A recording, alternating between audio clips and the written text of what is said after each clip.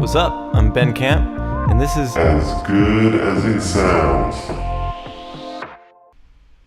Alright, that was Before He Cheats by Carrie Underwood. Did you notice all the juicy external details in there? Could you see her boyfriend in the bathroom dabbing on $3 worth of the bathroom polo? Could you taste the fruity little drink that the bleach blonde tramp was sipping? Did you see the leather seats with Carrie carved into them? Almost every line in the song is packed with amazingly descriptive external details. But they're not just any external details, they're specific to the song's story. In this song, the details tell most of the story just by themselves. So how do we come up with all the great details, and how do we know which ones to use? In this video, we're going to talk about 3 specific techniques to generate external details by the pageful, and how to pick the most effective ones for your song. Object writing. In writing better lyrics, Pat Pattison coined the phrase object writing. It's sense-bound free writing about an object. It's a really wonderful technique for getting in touch with your senses and for putting those senses into descriptive language. When you experience rain, instead of just saying, "It's raining," object writing will help you learn to say, "I heard the pitter-patter of the raindrops as they battered the rusty tin roof over my head, then watched them dive down to the greens and browns of the thirsty earth below." It's a little bit more descriptive than "it's raining," right? Fill your page with this stuff and you'll come up with tons of cool external details, and you can cherry pick the best ones that can find their way into your songs. Alright, now I want you to give it a try. Using the questions on the screen, object write for 5 minutes about rain.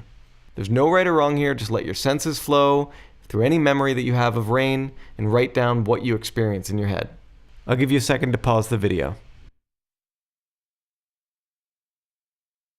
Destination writing. In her book, Popular Lyric Writing, Andrea Stolpe takes object writing a step further to what she calls destination writing. Destination writing is sense-bound free writing directed at a place, person, or time instead of just an object. Destination writing is a little more focused and will get you images that are a little bit more specific to your song. Let's try some. Instead of doing an object, we're going to do a place. We'll do county fair. I did a destination write on county fair, and this is what I got. The sweet smell of cotton candy danced through the air and tickled our noses. My crush, radiating beauty from the sparkling emeralds in her eyes, had to tell me something. My heart was exploding like fireworks as she leaned in to whisper in my ear. The jangling of her earrings raised every tiny hair on the back of my neck. And then she said, and that's where I stopped. That was when the timer hit 5 minutes. Alright, now you try. Pause the video and do a 5-minute destination write on county fair. What do you see, smell, hear, feel, and taste there? Now we're going to step into my personal favorite and what I find to be a really effective technique for generating details. It's even more specific than destination writing. It's what I call intention writing. What's different here? Well, before you start intention writing, you have to answer all 6 of these questions. Who is narrating? Where are they? When is it happening? What are they doing? Why are they doing it? And how do they feel about it? Let's take a look at these for Before He Cheats. Who's narrating is not just Carrie Underwood, it's the character that she's playing, a vengeful lover. Where is she when the song is sung? She's standing at the car. When is she singing it? Well, she's singing it while the boyfriend's at the bar and she's telling us about what's probably going on with him. What are they doing? She's busting up her boyfriend's ride.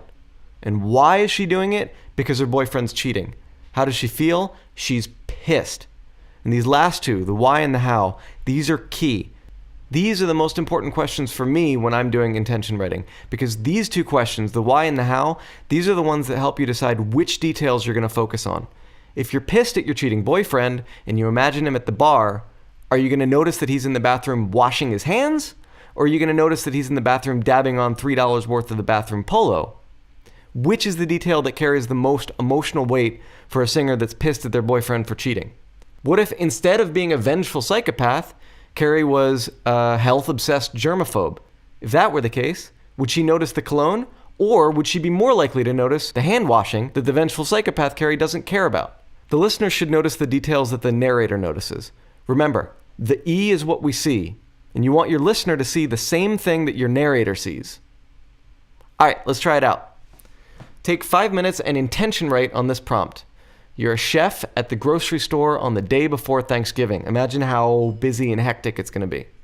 You're there because you're rushing to buy last-minute ingredients because you ran out of stuffing at home, and you want to make sure your whole family gets to have a great Thanksgiving dinner.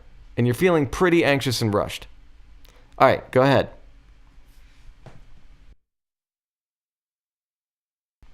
How was that? How did it compare to object writing? How did it compare to destination writing? Did you find some details that really told the story of being in a rush to buy groceries? Hopefully you've got some details that can go in your song about making Thanksgiving dinner. Or if you're not writing a song about making Thanksgiving dinner, no problem. All you got to do is go find out the who, where, when, what, why, and how of your song, and then intention write on that. You'll end up with an abundance of cool imagery to choose from to grab your listener's attention. So now you've learned 3 different techniques for generating external and internal details. Think about which one works best for you and use that the next time you write. In the next video, we're going to describe how all of this fits into the context of your song.